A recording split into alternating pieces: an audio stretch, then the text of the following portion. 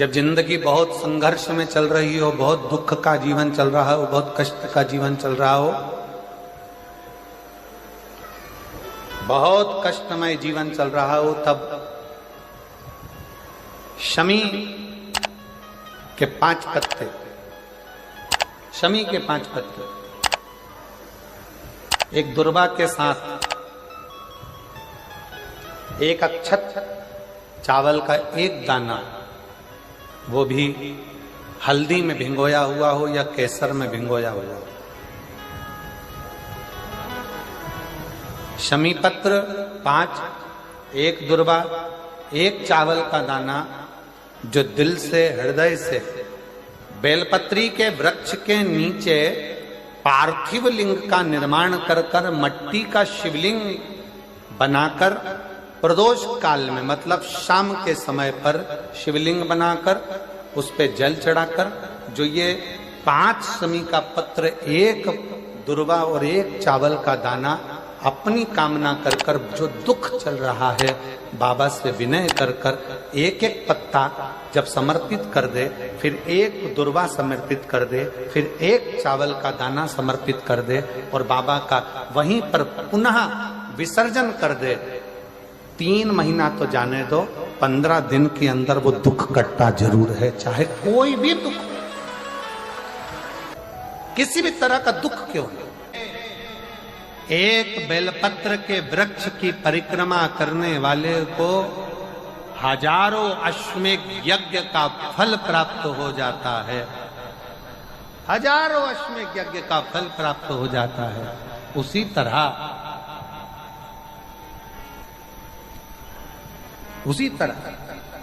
एक पार्थिव लिंग का निर्माण करने वाले को, मिट्टी का शिवलिंग का निर्माण कर कर पूजन करने वालों को 12 ज्योतिर्लिंग के शिवलिंग के दर्शन का पुण्य फल प्राप्त। बहुत ध्यान लगाकर सुनिएगा। एक बेलपत्री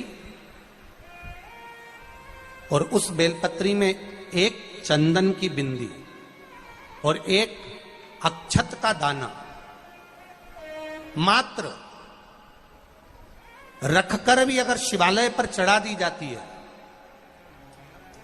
एक बेलपत्री, एक चंदन का बिंदी, और चंदन फिर निवेदन करेंगे। आज के जमाने में तुम लोग सब घिसा घिसाया, पड़ा पड़ाया, डब्बी का सामान ले लेकर, वो नहीं, चंदन की एक मुठिया रखो, थोड़ा सा भी घिसो, जरा सा भी घिसो, उसकी एक बिंदी और एक चावल का दाना, जब हम भगवान देवाधिदेव महादेव को समर्पित करते हैं, अपनी कामना कर कर समर्पित करते हैं, तो निश्चितता है, पुराण की कथा कहती है, शंकर भगवान उसका फल शीघ्र प्रदान कर देते हैं। भले आपने कुछ करा ना करा, उसका फल तुम्हें मिल जाता। में जाना, लोटा भरकर जल समर्पित करना, और कभी तुम्हारे जीवन में अगर तुमको लग रहा है कि मैं दुखों से पीछा छूट ही नहीं रहा, तब उस जगह पर बेलपत्री के मध्य भाग में पीला चंदन, ये जो पत्ती है और ये 2 पत्ती हैं, ये बड़ी पत्ती और ये बीच की जो 2 पत्ती हैं, इसके बीच में जो डंडी का भाग रहता है, जो बीच में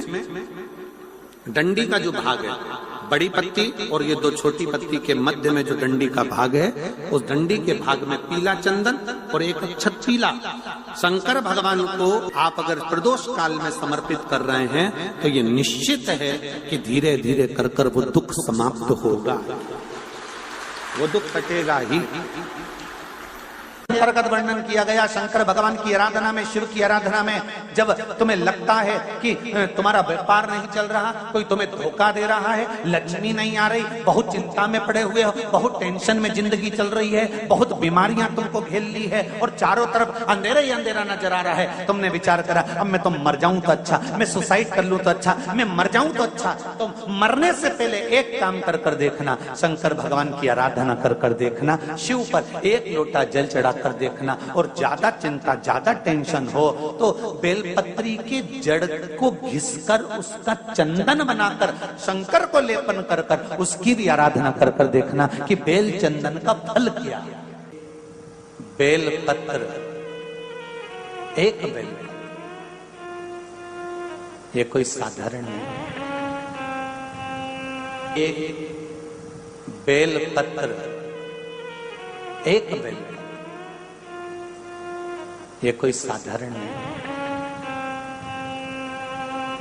एक बेल।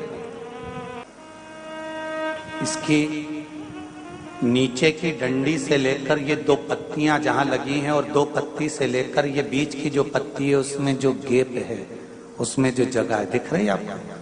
ये 2 पत्ती से लेकर बीच की पत्ती के बीच में जो जगह खाली रहती है, 33 कोटि देवी देवताओं विराजमान रहते हैं इस बीच की जगह में। जब शिव जी को चढ़ाया जाता है तब इस पत्ती के बीच की जगह शंकर के शिवलिंग पर रखा जाता है, तो शिव जी इतने प्रसन्न होते हैं कि मेरी स्तुति करने के लिए ये भक्त 33 कोटि देवताओं को लेकर आया है, मेरी स्तुति करने के लिए। लोग चावल लाए, लोग अंबारियां लाए, धन लाए, दौलत लाए, संपदा लाए, पर एक शंकर का भक्त ऐसा होता है जो एक बेलपत्री के रूप में 33 कोटि देवताओं को, 64 योगिनियों को, आदि शक्तियों को शंकर को समर्पित करता है।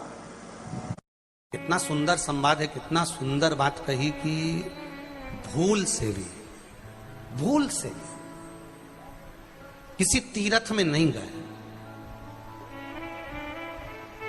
कहीं हमने गौदान नहीं करा, कहीं हम किसी तीर्थ में नहीं गए, हमने कहीं गौदान नहीं करा, हमने कहीं ब्राह्मण भोजन नहीं कराया, हम कहीं गंगा यमुना कावेरी सरस्वती नर्मदा छिपरा पुण्यवान नदी में हम स्नान नहीं कर पाए। शिव महापुराण की कथा कहती है भूलवश भी अगर पिपलेश्वर या बटकेश्वर किसी शिवालय पर भूल से भी अगर 1 लोटा जल चढ़ जाता है तो देव अधिदेव महादेव सारे तीर्थों का फल अपने आप प्रदान कर देते हैं। भूल से भी चढ़,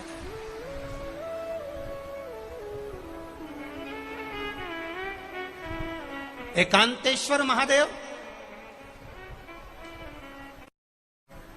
किसी तीर्थ में नहीं गए, कहीं हमने गौदान नहीं करा, कहीं हम किसी तीर्थ में नहीं गए, हमने कहीं गौदान नहीं करा, हमने कहीं ब्राह्मण भोजन नहीं कराया, हम कहीं गंगा यमुना कावेरी सरस्वती नर्मदा छिपरा पुण्यवान नदी में हम स्नान नहीं कर पाए। शिव महापुराण की कथा कहती है भूलवश भी अगर पिपलेश्वर या बटकेश्वर किसी शिवालय पर भूल से भी अगर 1 लोटा जल चढ़ जाता है तो देव अधिदेव महादेव सारे तीर्थों का फल अपने आप प्रदान कर देते हैं। भूल से भी चढ़,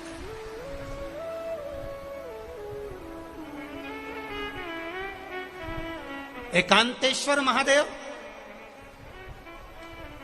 जो कि एकांत में बैठा हुआ है, एकांतेश्वर महादेव अकेला बैठा है अलमस्त होकर। आप जा रहे हो गाड़ी लेकर, आप 4 व्हीलर गाड़ी में जा रहे हो, ट्रैक्टर में जा रहे हो, ट्राली में बैठकर जा रहे हो, क्रूजर में बैठकर जा रहे हो, 2 व्हीलर गाड़ी में बैठकर जा रहे हो, और एकांतेश्वर महादेव का मंदिर दिख गया, कोई एकांत में, भले उसका नाम नहीं मालूम तुमको कि कौन सा महादेव, पर अकेला बैठा है जंगल में, वृक्ष की छांव में, एक ओटले पर, कोई दीवार नहीं, कोई जाली नहीं, कोई गेट नहीं, कुछ भी नहीं।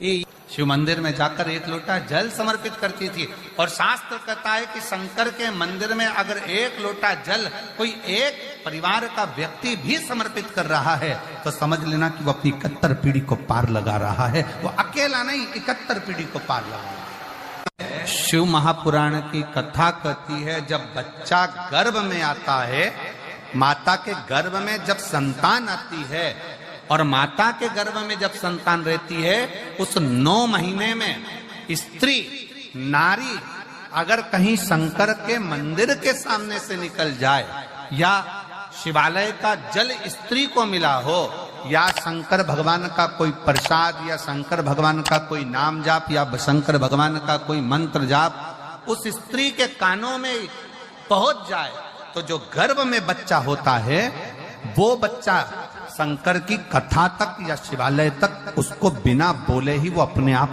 चला ही जाता है, पहुंच ही जाता है। उस गर्भ में रहने वाले बच्चे को भगवान शंकर के मंदिर के सामने से भी कोई गर्भवती स्त्री निकल कर चली जाती है तो उसका भी फल उसको प्राप्त हो जाता है। उसका भी फल उसको प्राप्त हो जाता,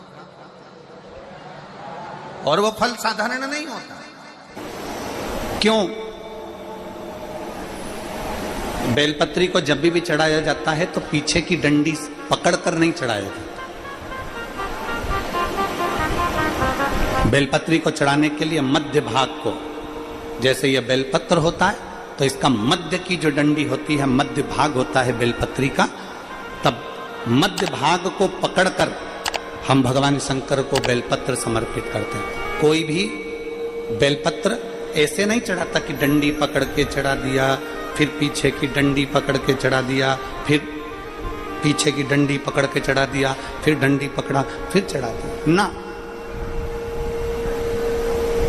मेरे देवादिदेव महादेव को जब भी बेलपत्र चढ़ाया जाता है तो मध्य भाग, पीछे की डंडी पकड़कर नहीं, मध्य भाग से भगवान शंकर को बेलपत्र समर्पित किया जाता। मध्य भाग से जब भी पकड़ेंगे तो मध्य भाग को पकड़कर बेलपत्र समर्पित करेंगे। क्यों?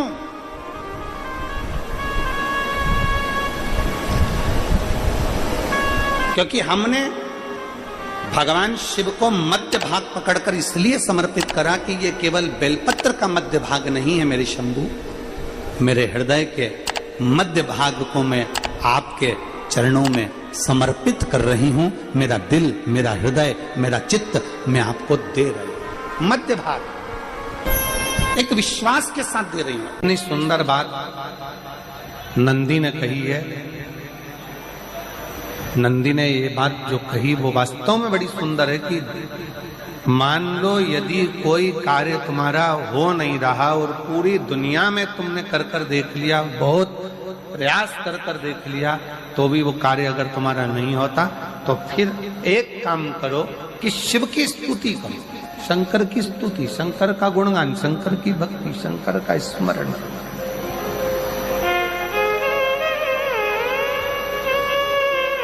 फिर शिव की स्तुति करिए, शंकर से विनय करिए, शंकर से निवेदन करिए, शंकर का गुणगान करिए।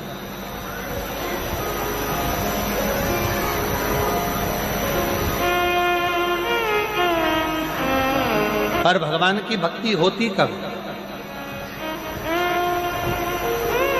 जितने आस्था चैनल पर कथा सुन रहे हैं, जितने फेसबुक यूट्यूब पर कथा सुन रहे हैं, जितने पंडाल में बैठकर शिव भक्त कथा को रसपान कर रहे हैं, उनसे निवेदन करूंगा कि शंकर की भक्ति होती कब है, शंकर का स्मरण कब होता है, शंकर की भक्ति कब होती है, शंकर की कथा सुनने में मन कब लग सकता है?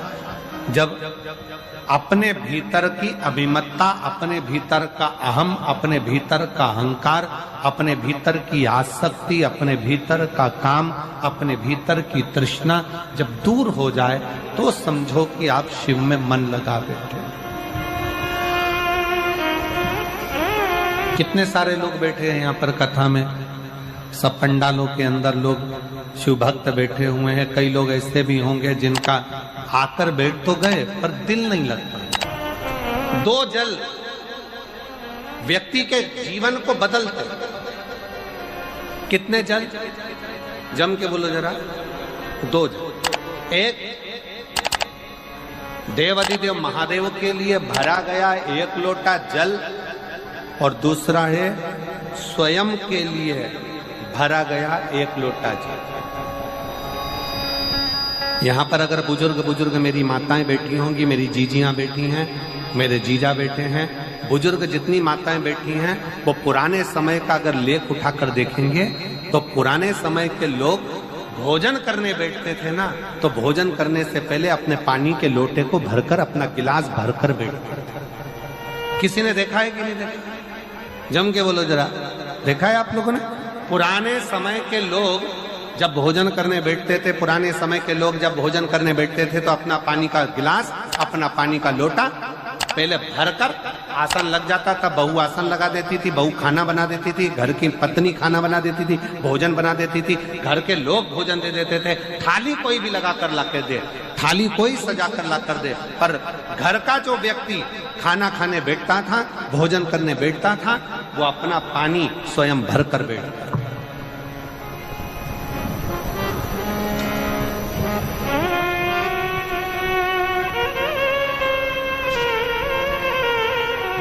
आज के जमाने में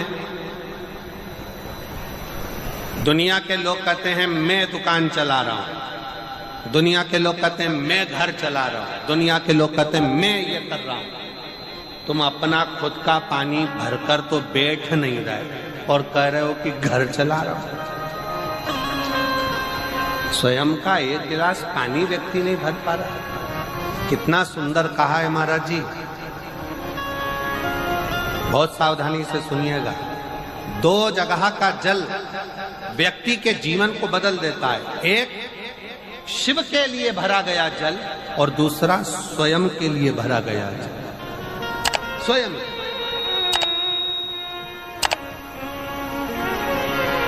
शंकर के मंदिर में जा रहे हो, एक लोटा जल अपने घर से भरकर लेकर चले जाओ और अपने घर में जब तुम भोजन करने बैठ रहे हो, जब तुम रोटी खाने बैठ रहे हो, भोजन करने बैठ रहे हो, भोजन ग्रहण करने बैठ रहे हो, जब तुम भोजन को ग्रहण करने के लिए बैठ रहे हो, तब अपने घर में जब तुम भोजन ग्रहण करने बैठ रहे हो तो एक लोटा जल या एक गिलास पानी भर कर बैठो। बहू अच्छी है, पानी भरेगी, मना नहीं है। बेटा अच्छा है, पानी भरेगा, मना नहीं है। पोता अच्छा है, पोती अच्छी है, नाती अच्छा है, पंती अच्छा है, घर में सब अच्छे हैं। तुम्हारी पत्नी भी अच्छी है, तुम खाना खाओगे तो वो पानी ला कर दे देगी। तुम्हारी बहू भी अच्छी है, तुम भोजन करोगे तो वो पानी ला कर दे देगी। तुम्हारा परिवार का हर व्यक्ति अच्छा है, तुम्हारा कहना मानता है। तुम जिमने बैठोगे, भोजन करने बैठोगे तो वो पानी ला कर देगा। पर शिव पुराण की कथा कहती है, जो व्यक्ति भोजन करते समय अपना जल स्वयं भर कर बैठता है, उसकी जिंदगी में से 3 रोग समाप्त हो जाते हैं। कितने रोग समाप्त हो जाते हैं? 3। पहला, अपना जल स्वयं भर कर बैठने वाले के घुटने का कभी भी डॉक्टर उसके घुटने बदलने का बोलेगा ही नहीं, घुटना बदल ही नहीं सकता। स्वयं का जल भर कर बैठे। दूसरे नंबर पर, जिसकी रीढ़ की हड्डी में कमर से लेकर कंधे तक जिसकी हड्डी में दर्द होता हो, या जो सुबह सुबह सोकर उठता हो और उसके कंधे दुखते हो या पीठ दुखती हो। दूसरे नंबर का रीढ़ की हड्डी का दर्द। और तीसरे नंबर का, डॉक्टर को दवाई खा खा कर परेशान हो गए और आधा सिर का रोग, भुकुटी, ये भौएं दुखती हो, सिर दुखता हो, ये कान के पास का दर्द होता हो, तो अपना भोजन करते समय अपना पानी स्वयं भर कर बैठो। आपको ये 3 रोग से मुक्ति अपने आप मिलना प्रारंभ है, अपने आप। अब किसी ने कहा, गुरुजी पत्नी पानी ला कर देती है, पति पानी ला कर देता है, बेटा पानी ला कर देता है, बहू पानी ला कर देती है, पोता पोती पानी ला कर देते हैं, नाती पंती पानी ला कर देते हैं, नौकर लगे घर में वो पानी ला कर देते हैं, सेवादार लगे घर में वो पानी ला कर देते हैं, तो हमको पानी लाना क्यों जरूरी है? तो अग्नि पुराण में वर्णन आता है कि जो घर में पानी जिस मटके में भरते हो, जिस हंडे में भरते हो, जिस बाल्टी में भरते हो, जिस टंकी में पानी भरते हो, पीने का पानी जिस हंडे में, मटके में, बल्टोई में, जिस गगरे में तुम भरते हो, वो स्थान पितरों का स्थान रहता है। जब हम पानी भरकर भोजन करने बैठते हैं तो हमारे पितर भी उस स्थान पर आकर निश्चित जगह पर बैठते हैं, और जब हम भोजन ग्रहण करते हैं तो हमारे पितरों के भाव का आशीर्वाद हमारे ऊपर पड़ जाता है, जिससे हमारे 3 दर्द समाप्त हो। स्वयं भरो, स्वयं।